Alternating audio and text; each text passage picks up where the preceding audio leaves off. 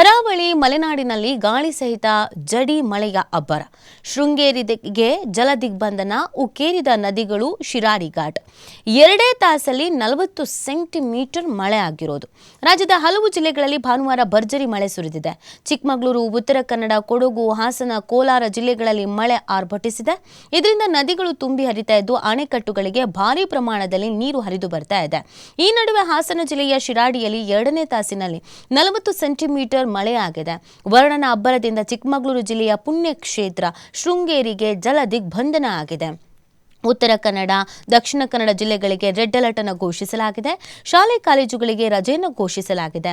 ಜನಜೀವನ ಅಸ್ತವ್ಯಸ್ತಗೊಂಡಿದೆ. ತಗ್ಗು ಪ್ರದೇಶಗಳು ನೀರಿನಲ್ಲಿ ಮುಳುಗಿದೆ. ಹಲವೆಡೆ ರಸ್ತೆಗಳು ನೀರು ನುಗ್ಗಿ ಸಂಪರ್ಕ ಕಡಿತಗೊಂಡಿದೆ. ಕೆಲವು ಕಡೆಯಲ್ಲಿ ಗುಡ್ಡ ಕುಸಿತದ ವರದಿ ಕೂಡ ಆಗಿದೆ. ಕರಾವಳಿ ಮಲೆನಾಡಿಗೆ 2 ದಿನ ಧಾರಾಕಾರ ಮಳೆಗೆ ರೆಡ್ ಅಲರ್ಟ್ ಅನ್ನು ಕೂಡ ಘೋಷಣೆ ಮಾಡಲಾಗಿದೆ.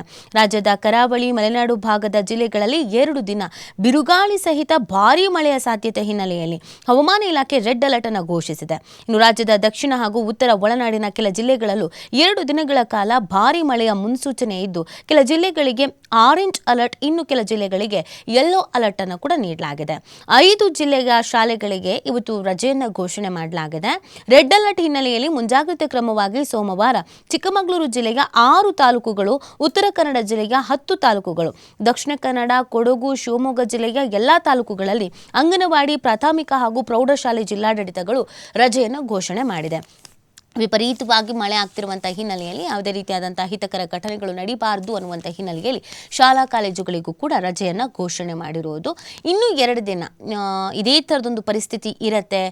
ಭಾರೀ ಮಳೆಯ ಮುನ್ಸೂಚನೆಯನ್ನು ಕೂಡ ನೀಡಲಾಗಿದೆ. ಹಾಗಾಗಿ ಯಾರಾದರೂ ಟ್ರಾವೆಲ್ ಪ್ಲ್ಯಾನ್ ಮಾಡ್ತಾ ಇದ್ದೀರಾ ಚಿಕ್ಕಮಗಳೂರು, ಕರಾವಳಿ ಈ ಭಾಗದ ಕಡೆಗೆ ಅಂತ ಅಂದರೆ ಅದನ್ನು ಪೋಸ್ಟ್ಪೋನ್ ಮಾಡ್ಕೊಳ್ಳೋದು ತುಂಬ ಒಳ್ಳೆಯದು. ಸಿಕ್ಕಾಪಟ್ಟೆ ಮಳೆ ಆಗ್ತಾ ಇದೆ. ಸಾಕಷ್ಟು ರೀತಿಯಾದಂಥ ಒಂದಷ್ಟು ಸಮಸ್ಯೆಗಳು ಕೂಡ ಎದುರಾಗ್ತಾ ಇದೆ. ಹಾಗಾಗಿ ಎಚ್ಚರಿಕೆಯನ್ನು ವಹಿಸೋದು ಸೂಕ್ತ.